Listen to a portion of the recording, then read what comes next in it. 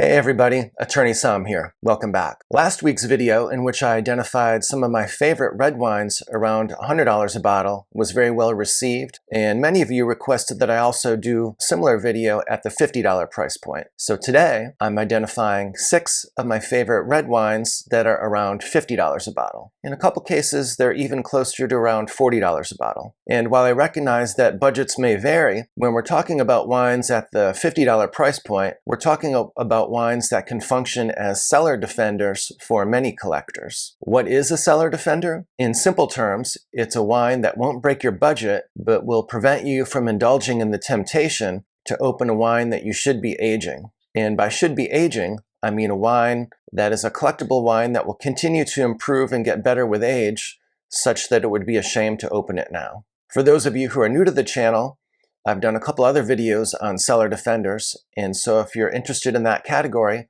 please be sure to check those out. Before we get to the list, if you enjoy my videos, please be sure to subscribe to my channel. I'm closing in on the 1,000 subscriber milestone, and it would help me a lot if you did so.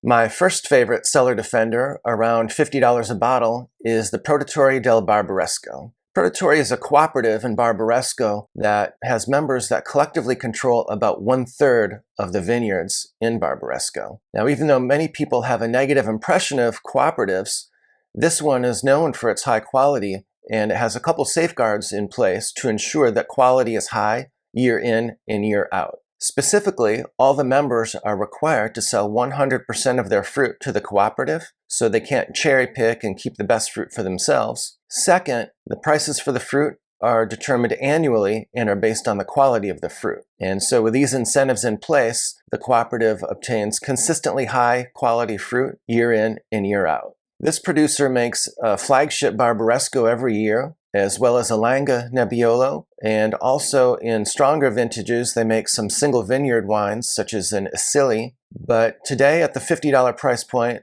I'm recommending the Produttori del Barbaresco Classic wine. The 2016 Produttori del Barbaresco was one of my absolute favorites, and even though I don't generally buy wine in very large quantities, this one is one that I purchased at least 18 bottles of, perhaps a few more. It's always an excellent buy, and in fact I was able to buy many of those bottles for about $40 a bottle. Also bought some in Europe at around 25 euros, so it's definitely one that Europeans can take advantage of for a price that's much less than $50 US. And while they make a strong wine every year, the vintages in Barbaresco can be a bit variable, and so with this one I prefer to stock up in strong vintages such as 2015 and 2016. This is one that can be enjoyed young with a healthy decant and preferably with a meal, but you're definitely better off saving it for a few years, at least 5. It would definitely be even better if you could wait 7 to 10 years. And of course at these prices, if you can find some in the secondary market with some age on them already, it's definitely worth picking some of those up as well. My second favorite cellar defender at about $50 a bottle is Domaine du Pegau's Cuvee Reserva. And I know that many of you are already cringing and saying, this idiot pronounced it incorrectly, it should be called Pegau. Well, I'll have you know that I visited the winery and that the family members themselves have a dispute about how the name is pronounced. And so for that reason, I'm going to continue calling it Pegau. With that out of the way, we can get into the wine. Located in Châteauneuf-du-Pape in the southern Rhone region of France, Pegau makes such consistent wines that I'm a buyer year in and year out. This reserve is a GSM blend that consists of about 85% Grenache, 9% Syrah, with the rest being Mourvèdre and other permitted varietals. The great thing about Châteauneuf is that while it's age-worthy, it's also extremely enjoyable on release and for the first year or two. So you can enjoy it within the first year or two or age it for 5 to 7 years or more. It tends to shut down and become a little bit muted at the 2 to 5 year mark, and so I try to avoid opening it during that window. Châteauneuf-du-Pape is of course remarkably consistent year in and year out, and they really don't have very many bad vintages. So this is one that you can buy every year with confidence. My past purchases have generally been in the $50 range. In many years, I'm also able to take advantage of sales on flash sites and pick them up for a bit less than that. At those prices, it's an absolute gem. My third favorite cellar defender, at about $50 a bottle, comes from Rioja in Spain. Rioja is a fertile source for value, and there's many producers who make an outstanding Rioja for $50 or less, so don't necessarily feel confined to the producer that I'm going to identify. The great thing about Rioja, especially at the Gran Reserva level, is that they're aged for an extended period of time at the winery, so even on release, they have some complexity. However, they're also quite capable of aging, so there's no rush to open them. So like Chateauneuf du Pape, you have some flexibility in terms of drinking it right away or cellaring it for many years. One of my favorites is from La Rioja Alta, specifically the 2014 Vina Arana Gran Reserva. This one sells for right around $50 in the US and is highly acclaimed. It's about 94% Tempranillo with 6% Graciano, and I had it earlier in this year and it was truly outstanding. You just can't go wrong with this wine. My fourth favorite cellar defender at about $50 a bottle is Chateau Moussard from the Bekaa Valley in Lebanon. This is a blend of Cabernet Sauvignon, Cinsault, and Carignan that's made from old vines that date back to the 1930s. It ages extremely well.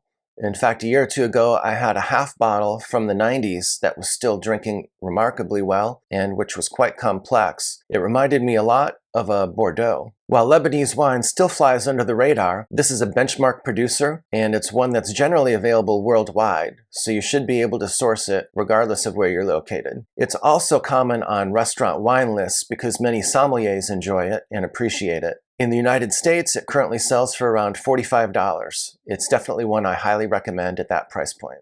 My fifth favorite cellar defender, at about $50 a bottle, comes from Napa Valley. And Napa Valley isn't exactly a fertile source for value, as much as I enjoy the region. I was definitely trying to find one that's generally available worldwide and has significant distribution as well, which further complicated matters. However, I do recommend the Clos du Val Napa Valley Estate Cabernet. Clos du Val is a classic Napa producer that's been around for many years, and in fact, it was one of the participants in the famous 1976 Judgment at Paris. In that contest, it actually came in ahead of the well-known Heights Martha's Vineyard. It's located in Stagsley, but they also have vineyards in the Yountville area of Napa Valley. It flies under the radar, but it's definitely been a consistent quality producer of Napa Valley Cabernet Sauvignon for decades. This is another one that's featured on many wine lists, at least in the United States, and it's definitely saved me from blowing the budget on many business dinners over the years.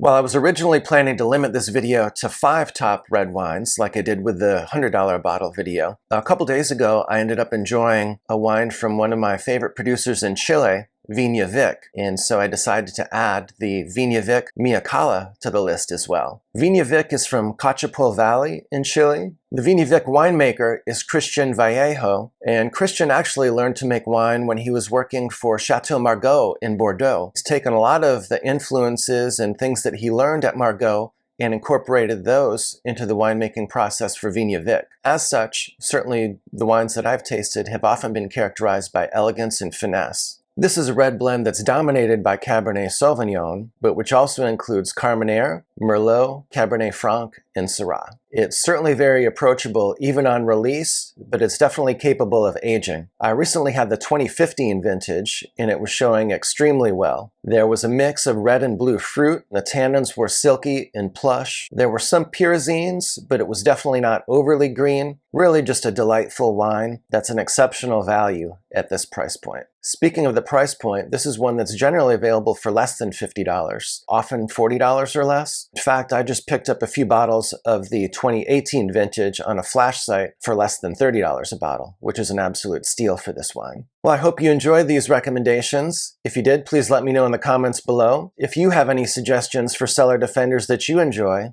around $50 a bottle, please let me know that as well.